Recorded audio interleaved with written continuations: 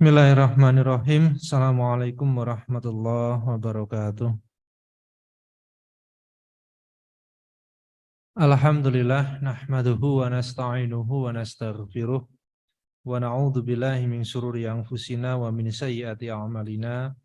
May yahdihillahu fala mudhillalah wa may yudlil fala hadiyalah. Asyhadu an la ilaha illallah wa asyhadu anna Muhammadan abduhu wa rasuluhu la nabiyya ba'dah.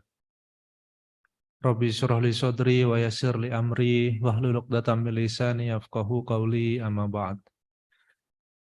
Sahabat semua yang dirahmati Allah, ikhwan, akhwat yang semoga selalu Allah limpahkan rahmat kepada kita semuanya. Alhamdulillah, tentunya kita panjatkan puji syukur kita kehadirat Allah Subhanahu wa taala yang telah melimpahkan begitu banyak kenikmatan pada kita semua, sehingga di pagi hari ini Allah masih memberikan kesempatan kepada kita menghirup udara pagi, masih memberikan kesempatan bagi kita untuk berzikir kepadanya, untuk kemudian kita beristighfar atas segala dosa-dosa dan juga khilaf-khilaf kita yang pernah kita perbuat dalam kehidupan dunia ini. Tentunya Allah memberikan kesempatan itu tidak lain dan tidak bukan adalah karena Allah menginginkan seorang hamba itu bertaubat atas segala kesalahan-kesalahannya, bertaubat atas segala dosa-dosa yang dia perbuat, baik dosa itu dilakukan kepada Allah ataupun dosa itu dilakukan kepada sesama manusia atau bahkan makhluk-makhluk yang lainnya. Salawat dan salam semoga tetap tercurah pada junjungan kita, Nabi besar kita, Nabi Agung Muhammad Sallallahu Alaihi Wasallam, beserta dengan keluarganya, sahabatnya, para pengikutnya, dan semoga kita diberikan keistiqomahan untuk senantiasa menghidupkan sunnah-sunnahnya, meskipun kadangkala sunnah itu terasa remeh, kadangkala sunnah itu dianggap ringan atau bahkan sepele, tetapi ketika itu dilaksanakan dengan sungguh-sungguh niat karena Allah, ketika sunnah itu dilakukan atas dasar ittiba kepada Rasul, ketika apa yang kita lakukan berdasarkan sunnah itu kita lakukan secara istiqomah, maka semoga itu menjadi satu ijazah dalam kehidupan akhirat ketika Rasulullah membagikan syafaatnya kepada umatnya. Sahabat semua yang dirahmati Allah, akhwat, ikhwan yang semoga Allah rahmati, kalaulah kemudian kita hari ini membicarakan mengenai kesempurnaan iman, maka sesungguhnya kita menyadari dan kita sudah begitu hafal tentang rukun iman. Rukun iman kita sudah hafal, iman kepada Allah, iman kepada malaikat, kitab, kemudian iman kepada Rasulnya, bahkan juga iman kepada hari akhir. Dan yang terakhir adalah iman kepada takdir, baik itu takdir baik, ataupun juga kadangkala takdir itu sesuatu yang tidak kita inginkan, yang mengakibatkan kita menganggap itu adalah takdir buruk. Padahal kita mendapati Allah ketika menetapkan takdir kepada diri seorang hamba, itu Allah tidak pernah berniat untuk mendolimi seseorang. Nggak ada niatan bagi Allah itu untuk mendolimi. Maka beberapa ulama itu tidak bersepakat kalau ada takdir baik dan juga takdir buruk. Karena sesungguhnya Allah itu ketika menetapkan takdir itu sudah melalui proses-proses yang Allah sendiri yang ya berdasarkan ketetapan Allah. Maka dari itu untuk menyempurnakan keimanan itu, yang kadangkala kita itu paling susah itu kan mengimani takdir. Paling susah bagi kita itu mengimani ketetapan Allah. Maka itulah bagian dari kesempurnaan. Ketika kemudian kita memahami bagaimana konsep Allah di dalam menetapkan takdir untuk diri ana, antum, antuna, itu seperti apa? Dan disinilah kita akan sama-sama belajar. Dan disinilah kita akan sama-sama menggali sebenarnya seperti apa Allah di dalam menetapkan konsep takdir, sehingga ketika kemudian kita mengetahui alasan-alasan Allah di dalam kemudian menetapkan takdir, atau tahapan-tahapan Allah ketika menetapkan takdir, maka akan mudah bagi kita untuk menerima takdir dan juga ketetapan itu. Sudah tidak ada lagi takdir buruk. Semuanya adalah takdir baik. Sahabat semua yang dirahmati Allah, ikhwan, akhwat yang semoga Allah rahmati, di dalam memahami konsep takdirnya Allah, itu ada berbagai macam tingkatan. Antara tingkatan yang satu dan tingkatan yang kedua, bahkan yang ketiga, itu saling berhubungan satu sama lain. Tidaklah tingkatan kedua itu bisa dicapai kecuali melalui pemahaman terhadap tingkatan yang pertama. Dan pada tingkatan yang pertama, ketika kemudian kita ingin memahami konsep takdirnya Allah, supaya kita lebih ridho, supaya kita menerima dengan ikhlas ketetapan Allah itu, yang pertama yang harus kita pahami bersama adalah bahwasanya takdir yang sudah Allah tetapkan dalam kehidupan kita, itu berdasarkan ilmunya Allah yang maha luas. Jadi sudah tidak ada lagi bagi kita kemudian menggugat. Karena ketetapan takdir hari ini yang kemudian terjadi pada kehidupan kita mendapatkan suami yang seperti itu, kita memiliki istri yang seperti itu, bahkan kita memiliki anak yang seperti itu. Baik itu jumlahnya, baik itu secara kualitatif ataupun kuantitatif, kita punya anak. Loh, itu sudah berdasarkan ketetapan takdir, di mana Allah sudah menggunakan melalui proses ilmunya Allah yang maha luas, seluas samudra. Yang kadangkala manusia, diri kita sendiri itu susah untuk menggapainya, untuk menggapai pemahaman itu. Makanya Allah Subhanahu wa Ta'ala menyampaikan di dalam surat Al-An'am ayat 59, ketika Allah berfirman, wa indahu mafatihul ghaibi la ya'lamuha illa huwa wa ya'lamu ma fil barri wal bahr wa ma tasqutu min waraqatin illa ya'lamuha wala habatin fi dhulumatil ardi wala ratbin wala yabisin illa fi kitabim mubin. Artinya adalah wa indahu mafatihul ghaibi. Allah itu yang memiliki semua kunci-kunci pengetahuan dalam kehidupan yang gaib. Hal-hal yang gaib itu Allah yang punya kuncinya. Artinya apa? Hal-hal yang gaib itu Allah yang tahu. Tidak ada yang tahu kecuali adalah Allah. Wa ya'lamu ma fil barri wal bahr. Dan Allah itu mengetahui yang ada di darat. Segala sesuatu yang ada di darat itu Allah tahu. Dari yang nampak, muncul, bahkan ada yang di perut bumi, itu Allah tahu semuanya. Wal bahr. Allah juga tahu rahasia-rahasia samudra dan juga lautan. Itu Allah yang mengetahui. Wa ma tasqutu min waraqatin illa ya'lam. Bahkan ketika kemudian kita mendapati daun-daun yang berguguran dari ranting dari pohonnya, loh, itu Allah sudah tahu. Allah tahu jatuhnya itu kapan daun itu, Allah itu tahu kenapa daun itu bisa rontok atau jatuh, entah itu digoyang manusia, entah itu kemudian dirobohkan manusia, atau terkena angin. Allah tahu. Dari situlah kita mendapati.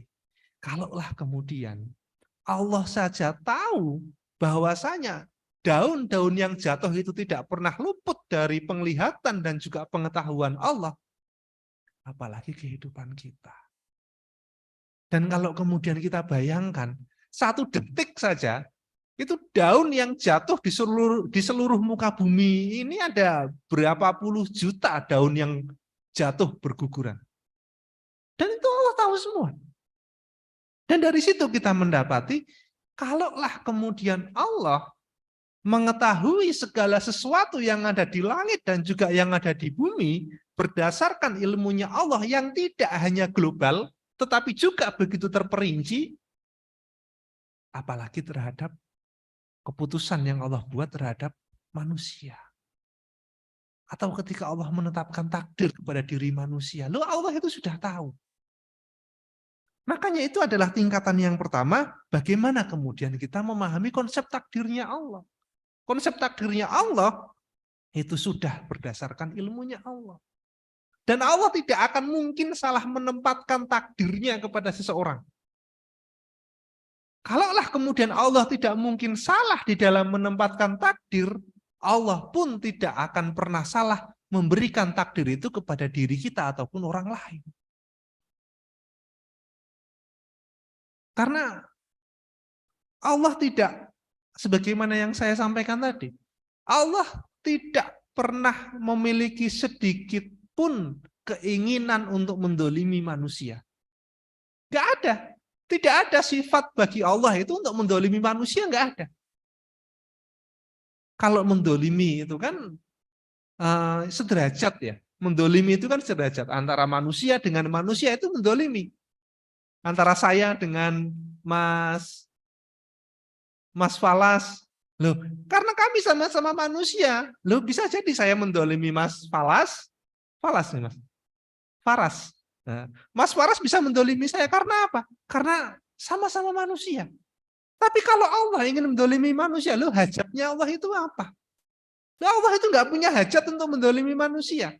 Loh, kedudukan kita dengan Allah itu berbeda kok. Allah kholik. Dan kita adalah makhluk. Kalaulah kemudian Allah menginginkan untuk mendolimi manusia, loh gampang Mbak. Gampang Mas. Nggak usah diciptakan manusia, selesai. Ngapain Allah itu menciptakan manusia, lalu kemudian manusia itu didolimi oleh Allah. Dengan ketetapan-ketetapan yang sudah Allah tetapkan dalam kehidupan dunia kita. Makanya tidak mungkin, mustahil bagi Allah untuk memiliki sifat mendolimi manusia. Dan begini ya, takdir Allah yang berdasarkan ilmunya Allah itu beriringan dengan kasih sayangnya Allah. Jadi Allah itu sudah menetapkan takdir, takdirnya itu berdasarkan ilmunya Allah dan juga beriringan dengan kasih sayangnya Allah. Bukan untuk mendolimi ya, tapi beriringan dengan kasih sayang. Dan kasih sayangnya Allah tiada batasnya. Saya sudah sering menyampaikan dalam kajian-kajian, kalau diibaratkan seorang ibu saja kepada anaknya kasih sayangnya begitu luar biasa, yang bahkan seorang ibu itu rela untuk tidur di lantai, yang penting anaknya bisa tidur di kasur. Yang bahkan seorang ibu itu rela untuk menahan lapar, yang penting anaknya itu kenyang. Atau bahkan seorang ibu rela bepergian jauh mencari nafkah untuk membahagiakan anak. Loh, apalagi Allah. Apalagi zat yang menciptakan seluruh ibu di muka bumi ini. Maka bisa kita bayangkan, kalau seorang ibu saja kasih sayangnya begitu luar biasa dan juga besar, apalagi Allah yang menciptakan seluruh ibu di muka bumi ini.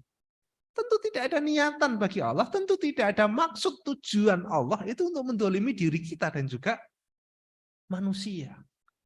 Maka dari situlah kemudian kita memahami begitu besarnya rasa kasih sayangnya Allah. Dan kasih sayangnya Allah itu selalu beriringan dengan ilmunya Allah. Ketika apa? Ketika menetapkan takdir di dalam kehidupan kita. Kenapa kita harus memahami ini? Loh, supaya kita itu tidak suudzon kepada Allah.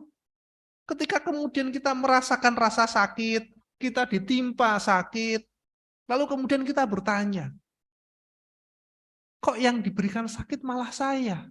Ya Allah. Padahal saya rajin ngaji, ikut Karina, setiap seminggu sekali saya hadir. Saya sholat juga tepat waktu. Setiap hari saya juga membaca Al-Quran. Kok saya yang ditimpakan sakit? Kok bukan orang-orang yang hobinya mabuk di pinggir jalan itu aja yang diberikan sakit? Kok bukan mereka yang hobinya berjudi saja yang diberikan sakit? Kok justru saya? Loh, kalau kita tidak memahami konsep ilmunya, konsep takdirnya Allah itu berdasarkan ilmu, loh, sempit hati kita dalam memahami ketetapan Allah. Sempit hati kita dalam memahami takdir yang kemudian Allah tetapkan dalam kehidupan kita. Kalau kemudian saya pernah ya, suatu ketika itu saya mendapati teman istri saya, ketika saya dan istri dan juga keluarga berkunjung silaturahmi ke salah seorang teman, loh, teman istri saya itu memiliki seorang anak yang Down syndrome, cerebral palsy, atau apa ya, autis bahasanya, autis. Ketika kemudian kami mendapati anaknya itu mengidap autis, Down syndrome, tidak ada yang bisa kami ucapkan kecuali adalah hanya memberikan nasihat untuk bersabar saja. Untuk bersabar atas ketetapan Allah. Untuk ridho atas ketetapan Allah. Dan untuk bisa mengambil hikmah dari setiap kejadian yang kemudian Allah timpakan dalam kehidupan dunianya. Dan kita paham ya, kalau ada seorang mukmin yang memiliki seorang anak, anaknya belum balik saja, kemudian sudah diambil nyawanya oleh Allah, sudah dipanggil oleh Allah, itu saja tempatnya langsung di surga. Begitu juga dengan seorang anak yang mengidap Down syndrome, autis, cerebral palsy, yang kesadarannya kemudian dicabut oleh Allah, ditunda oleh Allah, logikanya itu juga ditarik oleh Allah, akhirnya tidak bisa ngapa-ngapain. Tetapi dari situ kemudian kita mendapati.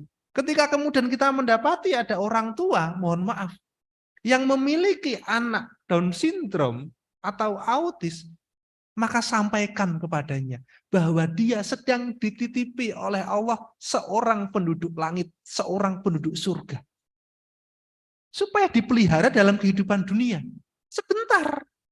Tapi nanti dalam kehidupan akhirat, loh hikmahnya luar biasa. Kadang-kala kita belum nyampe untuk mencapai, untuk meraih hikmahnya hari ini.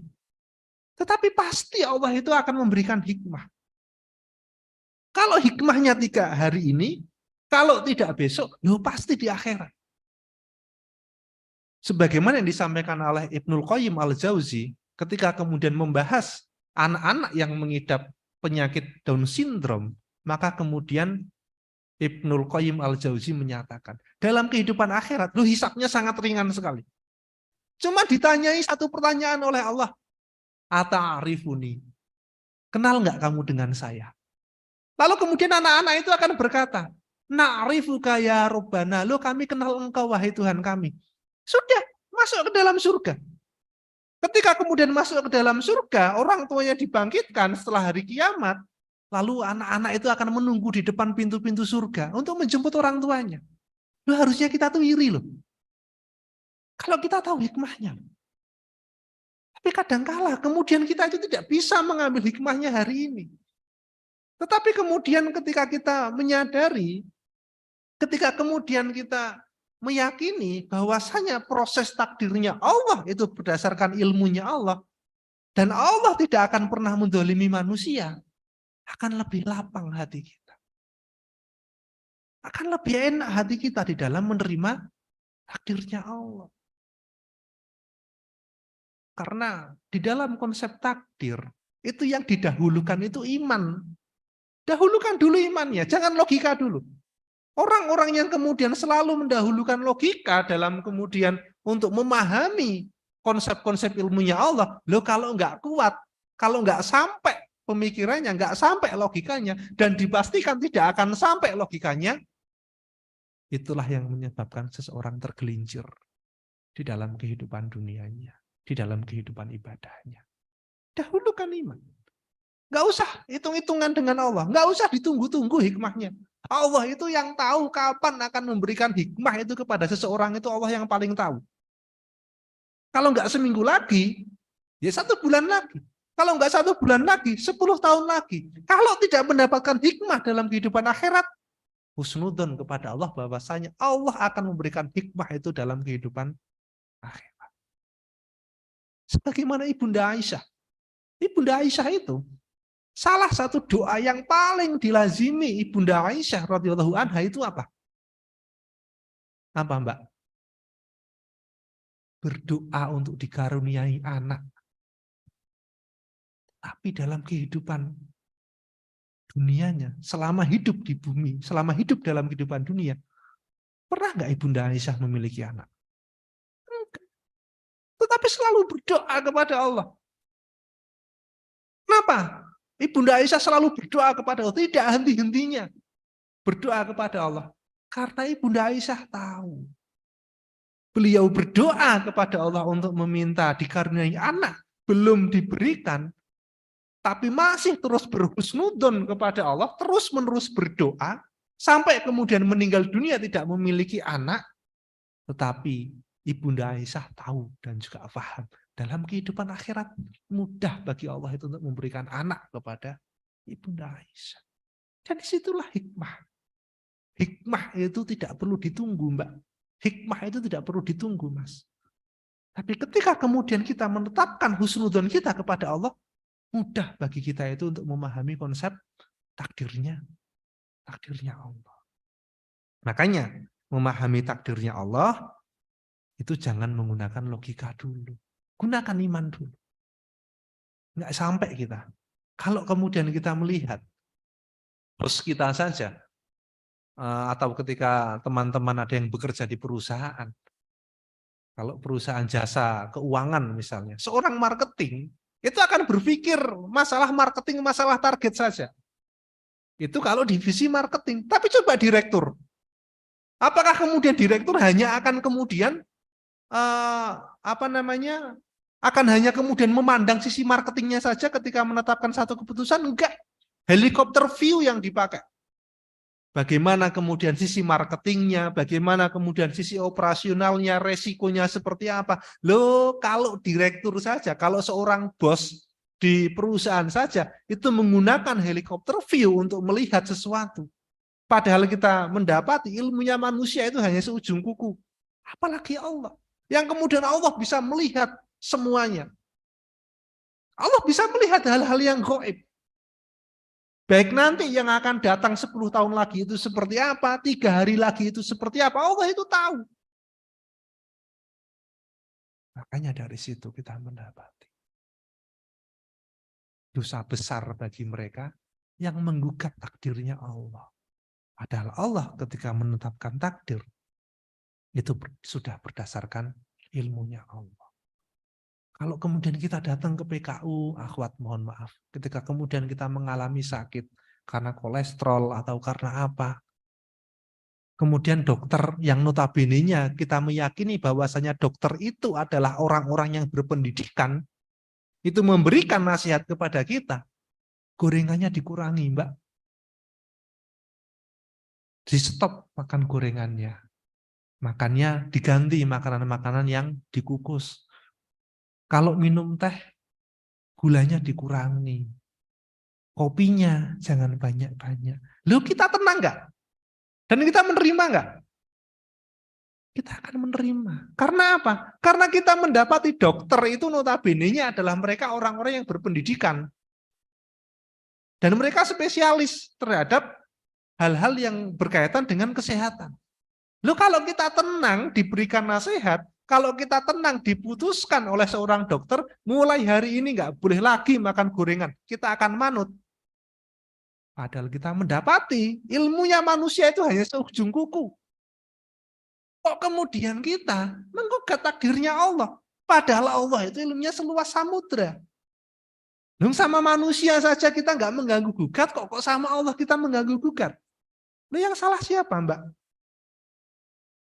Kadangkala hati kita itu kalau bolongnya itu terlalu gede. Susah bagi kita itu untuk husnudon kepada Allah. Karena apa? Karena lubang dalam hati kita itu terlalu besar. Sampai susah memahami konsep takdirnya Allah. Bahwasanya takdirnya Allah itu sudah didasarkan ilmunya Allah. Dan nggak perlu mengganggu gugat. Berapa banyak anak buah yang tidak berani mengganggu gugat ke bosnya? Ayo yang bekerja di perusahaan. Kalau misalkan kita datang terlambat, lo kita akan dimarahin. Tapi coba, bosnya datang terlambat. Berani nggak jenengan tanya, Pak, jam segini kok baru berangkat? Nggak ada yang berani mengganggu gugat. Nah, kalau dalam kehidupan dunia saja, bos, atasan, lo itu nggak bisa diganggu gugat kok. Dan kita nggak berani kok. Dan kita akan diam saja kok. Lo kalau sama Allah kemudian kita mencaci maki, kalau sama Allah kemudian kita mencela takdirnya Allah, lo ada yang salah berarti. Di dalam hati kita itu ada yang salah. Dalam logika kita itu ada yang salah. Makanya penting bagi kita. Yang pertama, bahwasanya Allah di dalam menetapkan takdir, itu sudah berdasarkan ilmunya Allah yang maha tinggi, ilmunya Allah yang luas seluas samudra. Dan Allah tidak akan pernah dimintai pertanggungjawaban atas apa yang diperbuat oleh Allah. La yus'alu amma yaf'alu wa hum yus'alun. Allah itu tidak akan pernah dimintai pertanggungjawaban atas perbuatan Allah, tapi kitalah yang kemudian akan dimintai pertanggungjawaban dalam kehidupan akhirat atas apa yang kita lakukan dalam kehidupan dunia ini. Kalau sudah gitu kan tenang kita. Enak kita. Kalau kemudian kita nggak bisa ridho terhadap takdir Allah, padahal kita paham takdirnya Allah itu sudah berdasarkan ilmu. Loh, murka Allah. Allah itu nggak suka. Nggak sempurna iman kita. Kalau kemudian kita menganggap lo takdir kita itu adalah takdir yang buruk, loh nggak sempurna iman kita. Takdir itu semuanya baik. Hanya saja kadangkala susah bagi hati kita itu untuk menangkap kebaikan dari setiap keputusan Allah. Karena apa? Karena kita nggak mampu mencapai logika. Kita nggak mampu mencapai ilmunya Allah. Mungkin kita sedekah satu gunung Uhud pun, satu gunung emas Uhud, itu tidak akan pernah Allah terima kok. Kalau kemudian kita itu tidak bisa kemudian ridho terhadap takdirnya Allah. Kan begitu kita mendapati dalilnya. Dan Allah tidak mungkin berbuat sesuatu itu tanpa hikmah. Hikmah itu apa sih? Hikmah itu apa, Mas? Hikmah itu apa, Mbak? Oh, yang kita sudah ngaji Karina ini sudah berapa tahun? Oh, hikmah itu apa? Dalam mengambil pelajaran. Yang lain. Hikmah itu apa? Karina sudah berapa tahun, Mbak? 2 tahun, lebih kayaknya loh. Sebelum corona itu sudah ada Karina kok, 5 tahunan mungkin. 5 tahun, periodenya jenengan 4 tahun loh. Loh Karina 4 tahun. Sekarang saya tanya hikmah itu apa, Mbak? Mas, hikmah itu apa? Hikmah itu adalah alasan Allah ketika Allah itu berbuat sesuatu. Itulah hikmah. Hikmah itu alasan Allah ketika Allah itu berbuat sesuatu. Menetapkan satu keputusan. Itulah hikmah. Pasti ada alasannya. Nggak mungkin Allah itu membuat sesuatu, nggak mungkin Allah itu menetapkan sesuatu yang sia-sia. Pasti ada alasannya. Alasan Allah itulah yang dimaksud dengan hikmah. Makanya, kalau sudah ditetapkan dalam kehidupan kita, ayo kita belajar untuk husnudzon kepada Allah. Meskipun itu merupakan proses yang panjang, proses yang tidak ada habisnya, sampai dengan kita meninggal dunia, loh ujiannya itu ada di situ. Dan nggak sempurna keimanan kita kalau kemudian kita menganggap takdirnya Allah itu adalah takdir yang buruk. Nggak sempurna iman kita. Semua takdirnya Allah itu adalah takdir baik. Hanya saja kita belum bisa mendapatkan hikmahnya. Hanya saja kita belum bisa mendapatkan pelajaran dari situ. Tapi satu hal, ketika Allah sudah menetapkan, ridho. Karena keputusan Allah sudah berdasarkan proses ilmunya Allah yang maha sempurna. Itu yang pertama. Jadi yang pertama apa? Yang pertama adalah Allah di dalam menetapkan satu takdir itu sudah berdasarkan proses ilmunya Allah yang maha luas.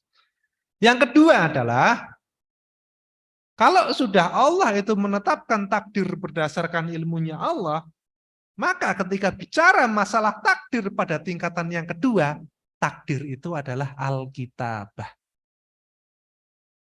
Takdir itu sudah merupakan satu ketetapan yang sudah ditulis oleh Allah. Di mana Allah menulis semua catatan takdir manusia dan juga makhluk-makhluknya? Di mana? Di Lauhul Mahfuz. Sebelum Allah menciptakan langit dan bumi 50.000 tahun sebelumnya, loh, Allah itu sudah menetapkan takdir dalam kehidupan manusia. Dan takdirnya Allah begitu terperinci. Rencana Allah begitu terperinci. Kalau kemudian kita logikakan hari ini, kita melihat bangunan Masjid Al-Arqam hari inilah yang dibangun di depan niku. Itu kalau desainernya, bukan desainer ya, arsiteknya dan juga orang sipilnya, lo itu kalau menghitung itu akan jelimet. Ini cocoknya pakai besi yang ukuran sekian. Nanti campuran antara semen dan juga pasirnya sekian. Supaya apa? Kuat. Oh, nanti pondasinya pakai ini kalau mau didak, kalau mau ditingkatkan supaya tidak ambruk. Loh, itu sudah berdasarkan proses ilmu dan juga pengetahuan atau ketetapan di dalam ilmu-ilmu sipil dan juga arsitek. Loh, begitu detail. Apalagi Allah di dalam merencanakan. Kan begitu ya? Yang bangun ini arsiteknya atau kemudian sipilnya itu kan akan merencanakan dengan begitu detail. Sampai kemudian ngaduk semennya itu seperti apa. Yang ditaruh itu besi dulu, apa batunya dulu. Kapan kemudian apa namanya menuangkan untuk cor-corannya itu kapan. Loh itu perencanaannya begitu detail. Apalagi Allah. Ketika Allah merencanakan sesuatu, loh itu sudah berdasarkan ketetapan Allah. Sudah dicatat oleh Allah di dalam Lauhul Mahfuz. 50.000 tahun sebelum Allah menciptakan ana dan juga antum, manusia di muka bumi ini, Allah sudah mencatat dulu takdir ana, takdir antum, takdir antuna. Sudah dicatat semuanya oleh Allah. Dan makhluk pertama yang Allah ciptakan itu apa? Apa Mas Faras? Kolam. Makhluk pertama yang Allah ciptakan itu adalah kolam. Apa yang Allah firmankan kepada kolam? Ketika kolam itu sudah tercipta. Uktub, tulis. Kalau kemudian bukan saya bukan memerintah jenengan untuk nulis ya. Allah berfirman, uktub, tulis. Lalu kemudian kolam itu berkata, ma'aktub ya Rabbana. Apa yang kami tulis wahai Tuhan kami? Uktub maqadirul khalaik. Tulis semua takdir manusia sampai dengan hari kiamat. Tulis semua takdir makhluk sampai dengan hari kiamat. Loh, ditulis oleh kolam. Artinya apa? Allah itu sudah merencanakan kehidupan kita, lu itu sudah jauh. Maka kalau sudah kita mendapati ilmu bahwasanya Allah itu sudah merencanakan kehidupan kita seperti ini, akan lebih mudah kita menerima takdir. Akan lebih ringan hati kita ketika kemudian kita menerima ketetapan Allah. Sudah nggak ada lagi yang kemudian mengganggu gugat takdirnya Allah. Sudah tidak ada lagi yang kemudian mencela takdirnya Allah. Kalau sudah ditetapkan 1 miliar untuk Antuna 1 M nih, pasti akan mendapatkan 1 M. Caranya terserah panjenengan.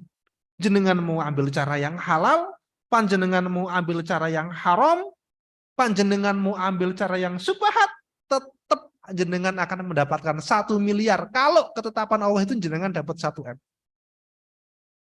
Lo tidak akan bergeser itu dari ketetapan Allah. Tidak akan pernah bergeser sedikit pun dari takdirnya Allah. Makanya Rasulullah SAW bersabda, wa'lam ma akhto'aka lam yakun liyusibuka wa ma asobaka lam yakun liyukhti'uka. Segala sesuatu yang sudah ditetapkan untukmu tidak akan pernah meleset. Segala sesuatu yang bukan ditetapkan untukmu tidak akan pernah sampai kepada. Artinya apa? Rasulullah ini bicara masalah takdir. Kalau tidak ditakdirkan untuk kita, lo mau kita jungkir balik pun tidak akan pernah kita mendapatkan itu. Kalau sudah ditakdirkan untuk kita, lo kita mau menghindar sebagaimanapun, bagaimanapun caranya kita menghindar, lo nggak akan pernah meleset itu. Karena apa? Karena sudah Allah rencanakan dengan begitu detail. Itulah konsep takdirnya Allah. Jadi Allah itu tahu, panjenengan itu mau datang ke sini, Allah itu tahu. Allah itu tahu. Kalau minggu kemarin saya itu tidak menyanggupi ngisi di Karina, Allah itu tahu. Saya sanggupnya hari ini. Loh, Allah itu sudah tahu. Tetapi panjenengan diberikan pilihan oleh Allah untuk memilih. Apa namanya? Dalam bahasa dalam bahasa ilmiahnya kehendak bebas ya namanya ya. human being. Iya. Apa, Mbak? Iya, kehendak bebas ya. Jadi manusia itu diberikan kehendak bebas oleh Allah. Tapi Allah tahu kita itu mau milih yang mana. Panjenengan kan diberikan pilihan oleh Allah hari ini. Loh, saya kan diberikan pilihan oleh Allah hari ini. Mau datang ke kajian, duduk, mendengarkan, atau kita di rumah tengok-tengok sama anak, sama suami, masak nasi goreng suami, atau jalan-jalan dengan suami. Allah memberi pilihan. Allah memberi pilihan untuk kita mengikuti kajian, untuk kemudian kita di rumah, untuk kemudian kita jalan-jalan, goes, tiduran, ngasai, ngumbai. Allah itu sudah memberikan pilihan kepada kita. Tapi Allah tahu, jenengan itu mau milih yang mana, Allah itu tahu. Loh, kok bisa, Mas? Logikanya seperti apa? Nangkep nggak? Pripun, Mbak? Allah itu tahu panjenengan mau milih yang mana, tapi panjenengan diberikan kehendak bebas untuk memilih. Gimana itu cara melogikannya? Melogikakannya. Susah ya? Nah, analoginya begini. Ada di sini yang seorang guru? Panjenengan guru, Mbak? Nggih. Beneran, guru kelas berapa? SMP. MI. Guru kelas. Kelas berapa? Kelas 4. Ya, sekarang saya tanya. Ini kan lagi ujian. Nggih, kemarin. Ujiannya seminggu yang lalu. Seminggu yang lalu. 2 minggu yang lalu, jenengan pasti sudah tahu siapa yang ranking 1, siapa yang ranking 2, dan siapa yang ranking 30. Tahu nggak? Bisa menebak nggak? Nah, kalau guru saja, yang kemudian mereka 1 tahun bersama murid, itu sudah tahu, loh yang bakal ranking 1 itu ini. Loh kalau sini, ya ranking 30. Guru saja tahu. Istri saya itu guru, kelas 1. Loh kalau saya tanya, saya ranking siji sapa? Oh iki ranking siji. Sing ranking terakhir sapa? Iki. Bandel bocahe, nek kandhani hai angel. Loh, misalnya seperti itu. Loh, guru saja loh bisa tahu seorang murid itu hasilnya itu dapat berapa. Loh, apalagi Allah. Dan kita diberikan kehendak bebas. Tapi Allah tahu itu kita mau milih yang mana, itu Allah tahu. Berdasarkan apa? Loh, berdasarkan keseharian kita. Berdasarkan view-nya Allah, berdasarkan ilmunya Allah yang maha melihat, itu Allah sudah tahu dulu. Kita itu mau milih yang mana itu Allah tahu. Panjenengan datang ke sini, loh Allah sudah tahu, Mbak. Jenengan bakal datang ke sini. Ada sebagian teman kita yang lebih memilih tidur di rumah. Allah tahu. Tetapi kita diberikan kehendak untuk memilih. Itulah pemahaman konsep takdir berdasarkan ahli sunnah. Itu begitu memahami konsep takdirnya.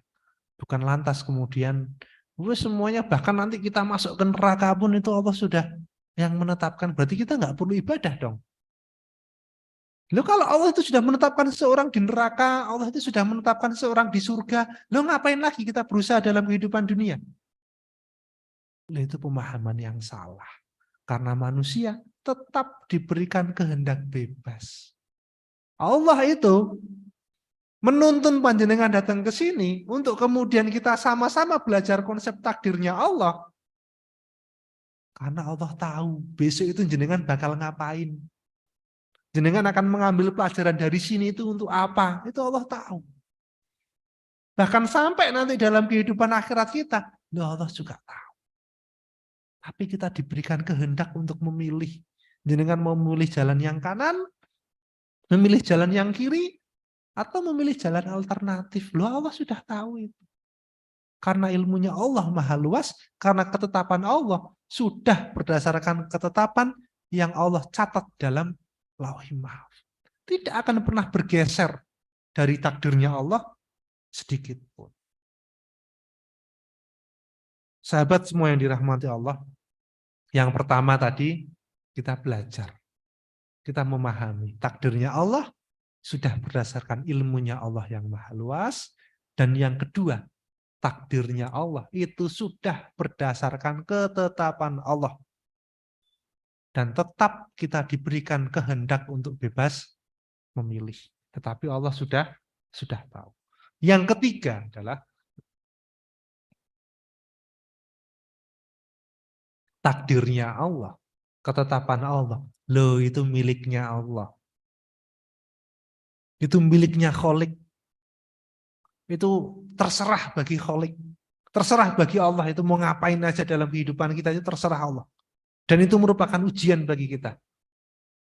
Kita ikhlas menerima takdirnya Allah atau enggak. Seperti Abu Kilabah lah. Saya dulu pernah cerita, sering dulu saya cerita dalam hampir setiap kajian saya ketika kemudian kita berbicara mengenai keriduan kepada Allah. Saya sering mencontohkan seorang tabi'in, seorang ulama tabi'in yang bernama Abu Kilabah. Abu Kilabah itu seorang ulama yang luar biasa. Tapi kemudian diberikan ujian oleh Allah, matanya buta. Tangannya dibuntungkan oleh Allah. Diberikan penyakit kulit oleh Allah. Sampai keluarga dan juga orang-orang masyarakat di sekitarnya, loh itu nggak mau dekat-dekat dengan Abu Kilabah. Yang menarik adalah ketika kemudian orang-orang di sekeliling itu, ketika kemudian mereka melewati sebuah hutan, dan Abu Kilabah tinggal di hutan itu, seorang diri, itu mereka mendapati zikirnya Abu Kilabah yang begitu luar biasa. Mungkin kalau kita akan membayangkan ketika kemudian kita diberikan hal-hal yang seperti itu, maka kita akan zikir kita apa? Astagfirullahaladzim. Astagfirullahaladzim. Ya Allah, hamba bersabar kepadamu, ya Allah. Hamba bersabar kepadamu. Astagfirullahaladzim. Loh enggak. Ternyata zikirnya Abu Kilabah bukan seperti itu. Zikirnya Abu Kilabah apa? Alhamdulillahilladzi faddolani ala katsirin mimman khalaqa tafdila. Segala puji bagi Engkau ya Allah. Terima kasih bagi Engkau ya Allah. Terima kasih saya panjatkan kepada Engkau ya Allah yang sudah memberikan saya kelebihan, lebih banyak kelebihan itu dibandingkan dengan makhluk-makhluk yang Engkau ciptakan. Zikirnya alhamdulillah. Padahal apa? Matanya buta. Padahal apa?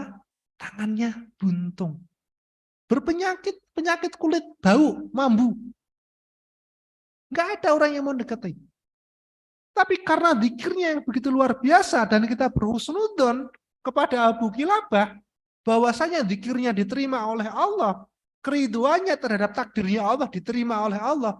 Loh, sampai orang-orang di sekitar itu, masyarakat itu, ketika Abu Kilabah meninggal, mereka mendapatkan karomah dari Abu Kilabah. Apa? Mereka mendapatkan mimpi bahwasanya Abu Kilabah itu sudah ada di pintu-pintunya surga. Nggak cuma satu orang yang bermimpi, hampir semua masyarakat ketika itu bermimpi seperti itu. Loh, sudah menunggu di depan pintu-pintu surga. Abu Kilabah diterima oleh semua pintu surga. Karena apa?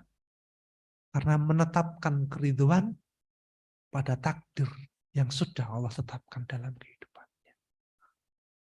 Berat, Mbak. Menetapi meridhoi takdir, loh beratnya luar biasa. Lu jangankan panjenengan, lu saya yang cuma bicara seperti ini saja. Kalau diuji oleh Allah, ya Rob, susahnya bukan main. Tapi itulah, dari situ kita mendapati bahwasanya pentingnya bagi kita memahami konsep takdirnya Allah supaya apa? Supaya hati ini lebih lapang. Kalaulah kemudian kita pernah merasakan hati yang sempit ketika kemudian ditetapkan oleh Allah, maka mudah bagi kita itu untuk kembali mengingat, oh ternyata Allah kalau sudah menetapkan berdasarkan ilmunya, berdasarkan kehendak Allah, terserah Allah karena Allah adalah Sang Kholik. Dan Allah tidak akan pernah mendolimi manusia. Allah tidak pernah mendolimi diri kita. Paling tidak ketika kita tahu itu, hati kita lebih lapang. Hati kita lebih enak menerimanya. Tidak menyalahkan yang lain, tidak menyalahkan keadaan. Apalagi menyalahkan Allah. Kalau hari ini kita dikasih panas, panasnya serengengenya begitu panas membakar kulit kita lupa bawa sarung tangan, tahu-tahu pulang ke rumah, lihat tangannya belang, loh. Kalau panjenengan tidak memahami konsep takdirnya Allah, ketika kemudian Allah menetapkan matahari di hari ini panasnya itu begitu membakar, loh kita akan mencemooh. Asem deh. Malah lali orang gowo sarung tangan, melu kajian mulai-mulai belang loh. Kata-kata asem itu dengan tujukan ke siapa? Ke matahari. Nggih. Lah matahari yang menciptakan siapa, Bu? Allah. Berarti yang jenengan salahkan siapa? Yang jenengan asemkan itu siapa? Ya Allah. Berarti ketika kemudian kita mencela sesuatu, ketika kemudian kita tidak menerima sesuatu, kemudian kita keluarkan dengan kata-kata kasar, ketika berkaitan dengan keadaan, dengan cuaca, yang ketika itu adalah haknya Allah untuk menetapkan itu, kadangkala kita nggak sadar bahwa yang sedang kita cemooh adalah Dia yang menciptakan itu. Dikasih hujan, lagi memeni kelambi, pakaian, bar ngumbahi, tahu-tahu panas banget, tahu-tahu udan. Habis itu, ya Allah, duh Gusti, pripun nggih Gusti, Gusti loh. Malah tanya sama Allah, pripun Gusti, pripun ya Allah, malah jawab pol derese lah. Loh jenengan mempertanyakan keputusan Allah. Kita sedang mempertanyakan kehendaknya Allah. Kita sedang mempertanyakan ketetapan yang sudah Allah tetapkan. Ayo kita belajar mulai untuk menerima setiap hal-hal yang kecil. Kalau kemudian kita susah menerima hal yang besar, ujian yang begitu besar yang menimpa diri kita, dimulai dengan menerima takdir-takdir yang kecil dulu. Kalau susah, belajar. Oh, ini sudah ketetapan Allah. Ini sudah takdirnya Allah. Belajar sedikit demi sedikit dan memahami atau meridhoi takdirnya Allah itu merupakan pembelajaran seumur hidup. Bukan berarti ketika kemudian kita hari ini sudah menerima, besok ketika kemudian diuji Allah lagi kita akan mudah menerima. Enggak. Tapi itu adalah proses. Bagaimana kemudian kita memahami konsep takdirnya Allah. Ketika kemudian konsep takdirnya Allah, yang ketiga adalah sudah berdasarkan masyiatullah, sudah berdasarkan kehendaknya Allah, terserah Allah, haknya Allah, maka dalam sunnah, kalau kita ditanya, Mbak, besok ikut pengajian enggak? Terserah panjenengan. Loh, enggak boleh. Kata-kata terserah panjenengan itu enggak boleh. Mbak, kapan kita rapat? Ya terserah ketuanya. Loh, dalam sunnah itu enggak boleh. Yang benar apa? Terserah Allah, kemudian terserah panjenengan.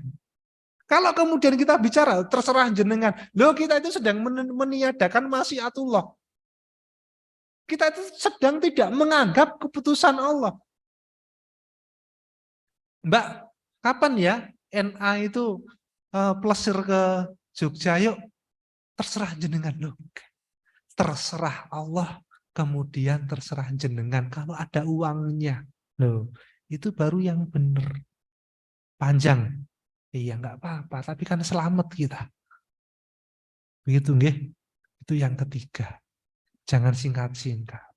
Kalau singkat tapi kemudian menyingkatnya kita kemudian membuat Allah murka, loh bahaya. Mending panjang sedikit tapi kita selamat dalam kehidupan akhirat.